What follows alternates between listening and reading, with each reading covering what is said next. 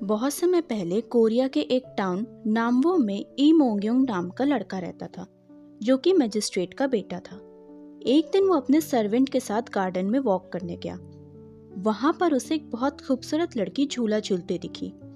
उस लड़की का नाम चुईयांग था और वो एक कोर्टिसन की बेटी थी। मोंगयोंग को पहली नजर में ही उससे प्यार हो गया। उसने अपने नौकर से कहा कि उस लड़की से कहो कि ई मोंगयोंग उससे मिलना चाहते हैं। जब नौकर चुईयांग के पास मोंगयोंग का मैसेज लेकर गया तो चुईयांग ने ई मोंगयोंग से मिलने को मना कर दिया। फिर कुछ दिन बाद मोंगयोंग चुईयांग के घर जाता है और उसकी माँ वोल्मे से चुईयांग से शादी करने की परमिशन मांगता है। वोल्मे हाँ कर देती है और दोनों कुछ दिन बाद शादी कर लेते हैं। कुछ समय बाद मोंगयोंग के फादर का दूसरे शहर ट्रांसफर कर दिया गया, तो मोंगयोंग को भी उनके साथ आगे की पढ़ाई के लिए जाना पड़ा। चुईयांग अपनी माँ के साथ गांव में ही रही और दोनों ने दोबारा मिलने का वादा किया। मोंगयोंग के जाने के बाद नए मजिस्ट्रेट ब्योन आए। वो एक करप्ट ऑफिसर था। एक दिन उसने चुईयांग को मार्केट में देखा और उसे पसंद करने लगा। वो उसे अपनी कॉन्क्यूबाइन बनाना चाहता था। उसने एक दिन चुईयांग को अपने घर बुलाया और उसके सामने अपनी शर्त रखी।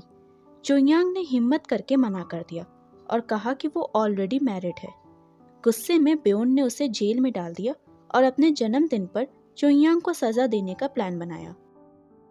उधर शहर में मोंगयोंग ने सिविल एग्जाम क्लियर किया और रॉयल इंस्पेक्टर बन गया। उसे चुईयांग की याद आई और वो गांव वापस आ गया।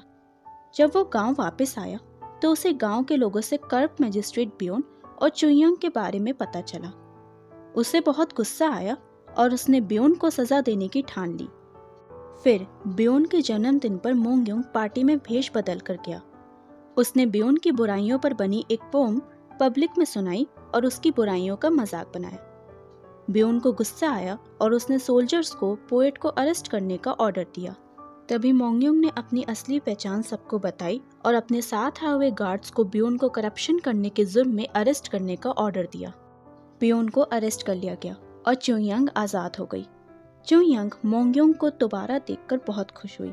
दोनों ने फिर दोबारा शादी की और आखिर तक साथ रहे।